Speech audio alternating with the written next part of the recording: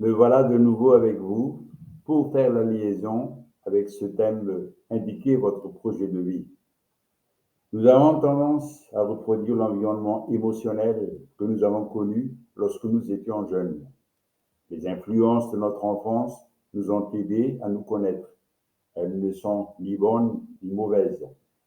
Nous tendons à nous traiter comme nos parents l'ont fait et nous recréons souvent les types de relations que nous avons eus avec nos parents.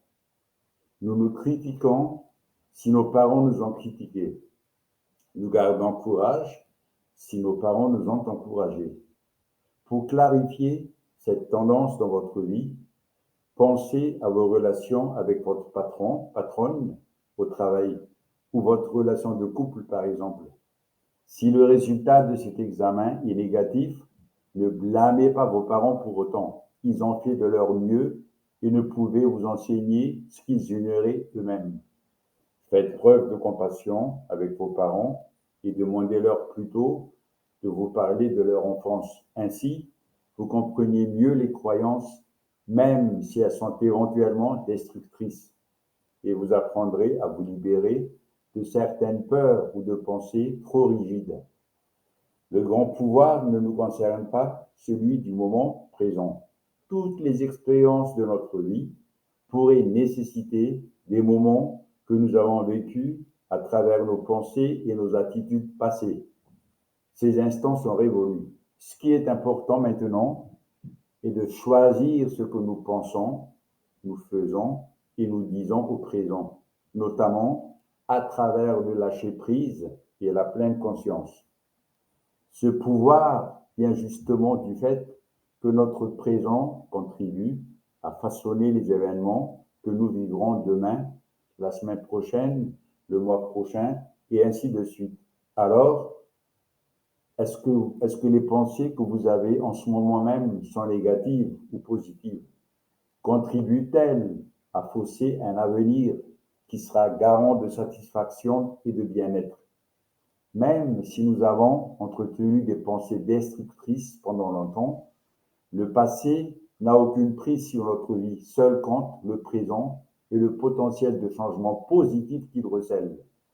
La réalité à laquelle nous faisons face est constituée de nos pensées et nous pouvons changer nos pensées. Peu importe les problèmes et les difficultés que nous subirons dans notre vie, ils ne forment que les effets extérieurs de nos pensées et de notre vie intérieure. Par exemple, l'autocritique qui conduit au manque d'estime de soi n'est qu'une pensée négative à notre propre sujet. Lorsque vous dites « je ne possède pas de valeur », cette pensée produit une cascade de conséquences, notamment des émotions négatives comme la tristesse et la colère. De ce fait, si vous faites l'économie de ce genre de pensée, vous coupez court aux conséquences destructrices qui s'ensuivent convenablement.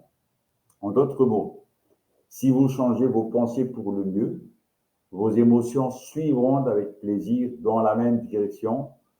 Voici quelques clés pour résumer ce que nous venons de voir. Écoutez et respectez la sagesse de votre corps qui s'exprime à travers le confort ou l'inconfort. Chaque fois que vous réagissez à une situation, soyez à l'écoute de vous-même en vous posant cette question.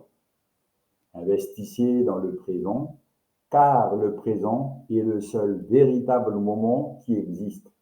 Acceptez ce qui vient dans votre vie et surtout ce que cela vous apprend, car chaque événement se manifeste toujours comme il doit être. Prenez du temps pour vous reposer dans le silence, pour avoir accès à ce dialogue intérieur avec vous-même, car c'est dans le silence que vous pouvez le mieux vous connecter à la source de ce que vous êtes. Abandonnez votre besoin d'être approuvé et reconnu des autres. Vous êtes les seuls juges de ce qui vaut la peine d'être vécu, car vous seuls pouvez découvrir l'infinie richesse qui se cache en vous. Lorsque vous réagissez avec colère envers les autres ou les circonstances, prenez conscience qu'en réalité, vous vous battez contre vous-même. Lorsque vous vous libérez de cette colère, vous vous libérez du poids et des dommages qu'elle cause en vous. Laissez tomber le fardeau du jugement et vous vivrez avec une légèreté nouvelle et salvatrice. Les jugements pouvant définir les situations étant bonnes ou mauvaises, alors qu'elles doivent être comme elles sont, tout simplement. Comme une autre manière de lâcher prise. Vous êtes en chemin. Bravo. Je vous encourage à continuer à savourer vos victoires, à fêter vos réussites, à vous retourner de temps en temps pour réaliser le chemin que vous avez parcouru, le chemin sur lequel vous êtes aventuré et le chemin d'une vie. Seuls quelques âges devenus à être totalement libérés de leurs pensées de manière permanente et constante. Pour le commun des mortels comme vous et moi, c'est un chemin.